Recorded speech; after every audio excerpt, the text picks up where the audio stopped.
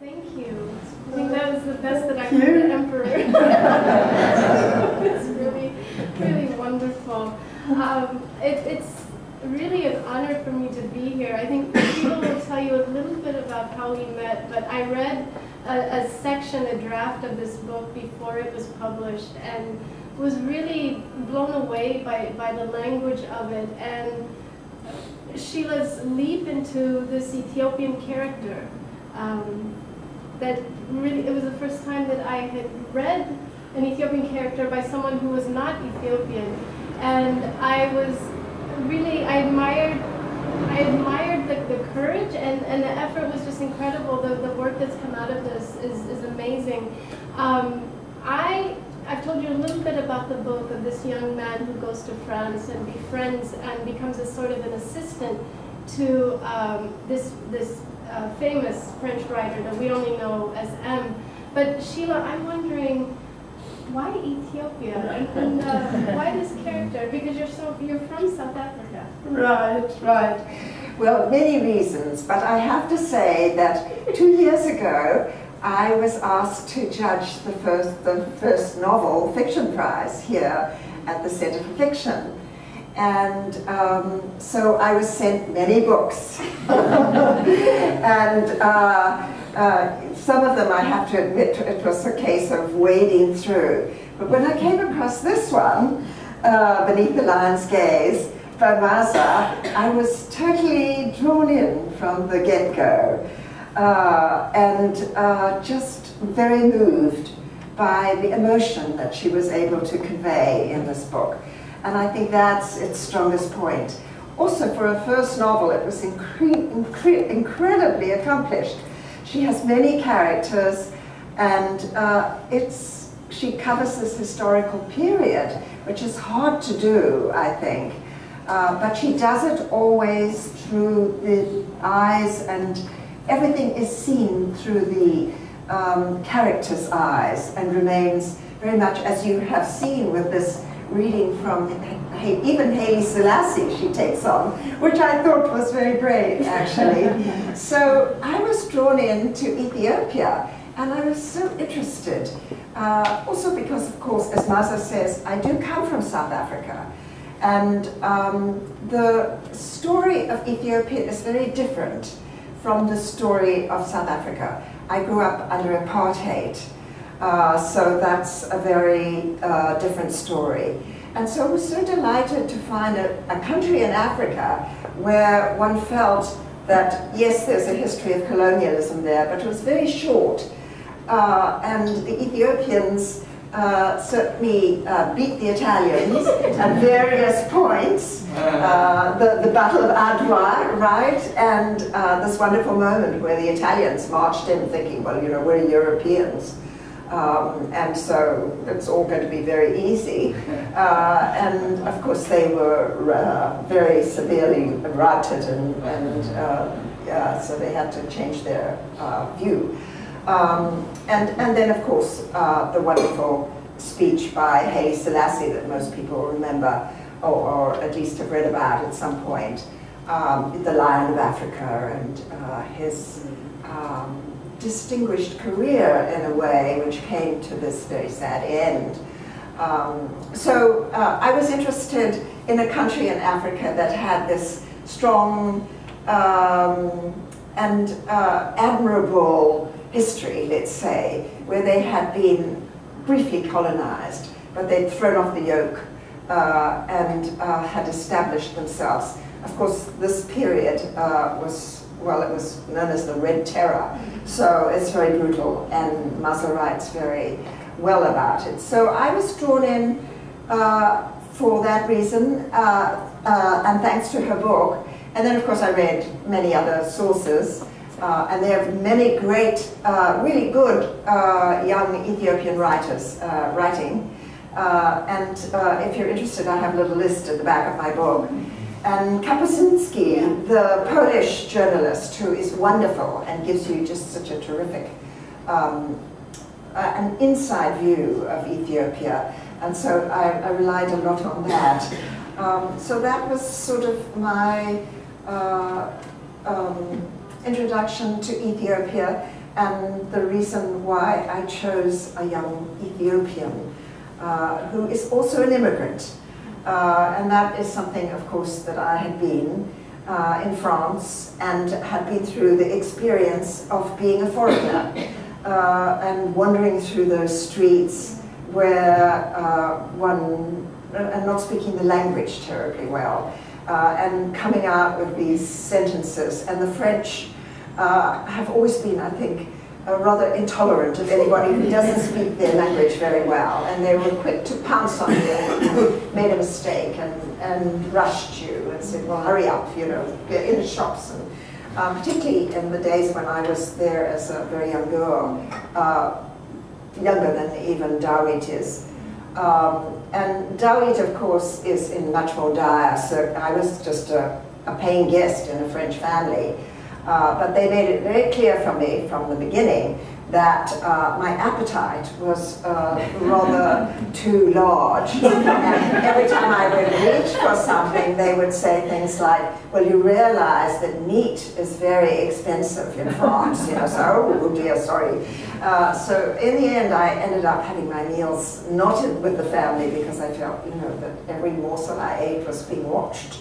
And so there was some of these kind of overlapping experiences in a small way of feeling an outsider and stupid, you know, because you didn't have the language. You have a really great moment that now that you're saying that, it makes sense. There's a really wonderful moment in the book early on when Dawit is sitting at a table with M and her agent and the agent's wife, and he has just revealed a little bit too much of his background because they keep asking, they keep pressing for answers and are asking things that might be inappropriate, but they felt that they had that right to do that. And you described Dawit's emotions after he divulges all this information, and how quickly his mood changes after he gives really personal and intimate details about his family and how his mother died, in the sense of being overexposed. Maybe there's a moment, you said something about he felt like he was dancing for his meal. Mm-hmm. And now it makes sense, because reading it, it was a moment that really struck me in here, because anyone who's ever been an immigrant or who's ever had to answer any type of question that might feel a little bit too personal, and you're under that gaze, you described it really well. You nailed it, and it was wonderful. So now I know you told me that. Yes, you did. When I sent my pages, you have to think. Here I am, daring to write about Ethiopia, and thanks to Ed, who had given me Maaza's address too, because Edmund White, who is very kindly here this evening, our colleague and wonderful writer, he had given me Maaza's email. So I wrote to her, and perhaps she's not going to be pleased that he did it, but I wrote to her and said, I'm writing this book about Ethiopia, would you mind reading some of it? And I did offer my services in return to read for her, but obviously I was not as useful to her, but she was extremely useful to me in the sense that I needed somebody who had an inside view, who would say, yes, you haven't said anything. And she did. There were some things that she pointed out to me that were very helpful. But I do remember her comments on that scene, which is something, I think, even if you haven't been an immigrant, that you've felt if you're with people who have a great deal of power. And I think we've all been in that situation where you feel you're dancing for your meal, and they start asking you questions. And you, in order to please, you'll tell them anything that comes to your mind. And he does tell the story of his very tragic, the death of his parents. And you feel that you've exposed yourself. And so it was, in many ways, something that I had come across. But I was so lucky to have this wonderful reader on the other end who was able to at least give me enough courage to keep. I had actually written only the first 100 pages, and I felt I could keep going, particularly as the second half of the book there's less about Ethiopia really. It's more becomes a question of these two people, David and this older woman who takes him in, and what happens between the two of them. How hard was it to write this Ethiopian character? When you first wrote, did you do research? You had read, I know you read my book as a judge here, right. But did you then just decide to proceed with it, or did you pause to do research and then begin writing? I did both. You know, I would research a bit and write a bit. Yes, it was all kind of mixed together. And I think I did have something down before I decided actually on this Ethiopian character. In fact, there's towards the middle of the book there's a sex scene, and I wasn't quite sure who was in the bed. But I knew there were two people, and I wasn't sure if it was a man and a woman, or two men, or two women, or what it was. But there were two people in the bed, and it was also an adulterous moment. That one of them was married, and they are lying in the bed, and they see the handle on the door turns, yes. And that was the beginning of my book. And I didn't know who these people were at all at that point. But then I realized that the book couldn't start there. There was a great deal of history that had to come before. And you know, you can't remember, I'm sure. I want to ask you about your book and how you came to on this wonderful family. There's if you haven't yet read Maaza's book, there's a family with a father, a doctor, and then there are two boys. The older boy and the younger boy, who's more of the younger boy who is the rebel, and the older boy who is married, and there's the child, Titsita, yes. And one is drawn into each, the other characters too, many other characters, but that's the main nucleus, and I wonder how you came to find those people. When I first thought I wanted to write about this period of Ethiopian history, I thought I would write something that was fairly autobiographical. It would go along the lines of my life. I was born there, I lived there during the early years of the revolution, then the story or the book would transition into an immigrant kind of coming to America story, because that was my life. But I didn't find the U.S. that interesting to write about, at least not for a first book, not for me. And I kept going back to this period of the revolution, and I found those stories a lot more riveting, a lot more compelling, only I think because I think when you start a book you have to ask, it starts from a question.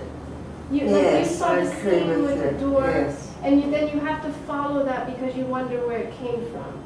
And it was the same thing for me with Ethiopia, that I had these memories that were just, particularly of the revolution or soldiers or the violence there, that were, the only way I could describe them would be as photographs, meaning that they were flat scenes that had I didn't have any context beyond this frame.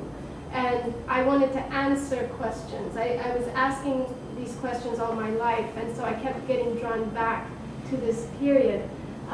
But I again thought I would keep it in line with what happened in my life, which was told from a child's perspective.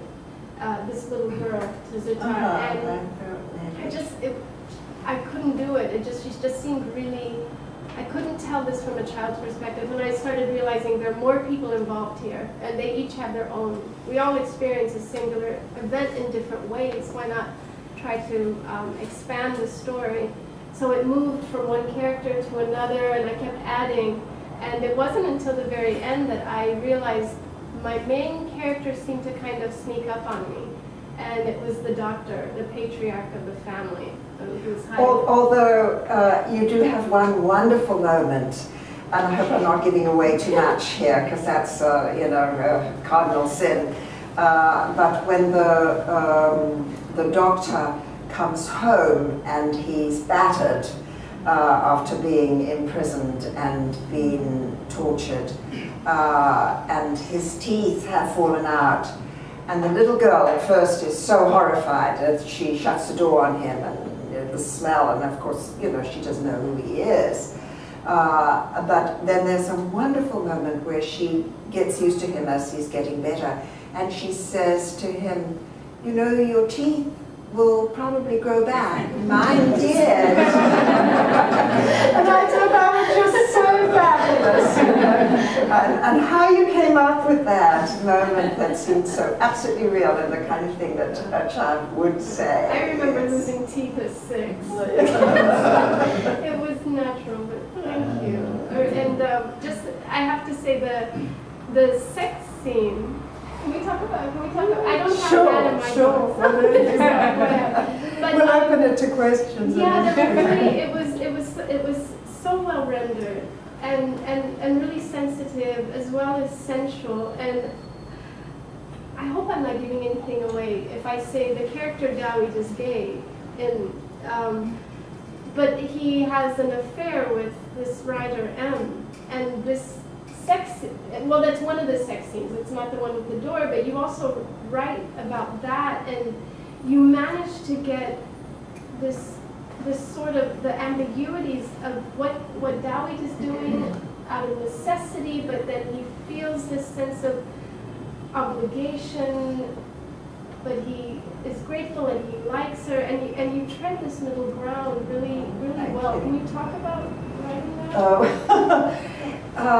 Well, the older woman who takes the young man in is really based on a French writer, Marguerite Duras, although I changed many things about her life. And of course, this woman comes also supposedly from the Horn of Africa, whereas Marguerite Duras grew up in Vietnam. And so it's a totally different story, but I did take things from her life.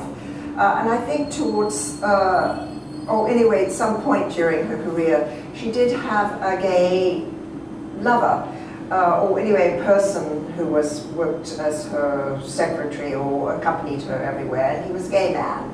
So I was a little bit thinking of that. And then, of course, she asks the question, did you never feel attracted to a woman? Which is a question that I have actually asked a gay man in my life, and he said, no, I never have, you know. Which of course, well, it's obvious in a way, but it's the kind of thing that she can't grasp, you know. She said, but I don't know, just your mother, somebody, you know, someone, surely. And so that, but it's funny that you picked up on that scene, because when I was on book tour, I went to, I can't even remember which city or where, which bookstore, but the woman who greeted me, I said to her, what do you want me to do, you know? And she said, oh, just read something from the book. And I said, you know, well, anything. And she said, yes, but don't read a sex scene. And so I said, well, don't worry. It's not what I want to read aloud. But I thought that was funny. But she said actually they weren't allowed to. I don't know which town I was in at that point, but it was some place where they would have people, you know, really, the paper or somebody would write about. But thank you. I don't know. These things, how does one know why some people can... And I have to say that I did read a lot of Edmund White. And it was very helpful. Did you ever read that book, M.D., which is about Marguerite Duras? Well, you know, her gay secretary wrote a book about her called M.D. Oh, really? Oh, gosh, what a pity I didn't. That would have been very helpful. I should have sent you the first 100 pages too. But I didn't do that. But the name M, how did you come about that? Just an initial, did you have Marguerite? Well, I had, you know, I wanted to acknowledge, And I think it's interesting that you bring that up because you do that too. You have the dictator, right, who you give another name to. I think he's called Gudu, or yes, in this book, which was not his name, of course, nor is it his story, really. Is it about having a daughter? And, So both of us changed the reality that we were working with. And I don't know, I always tell people when they ask me that, you know, how close is it to the truth, or how far is it from to the piece of advice that I was given by John Coetzee, the South African Nobel Prize winner. And I told him actually about a previous book that I was writing that was based on a historical, The Bluebird. He frowned, and he said, well, don't stay too close to the truth.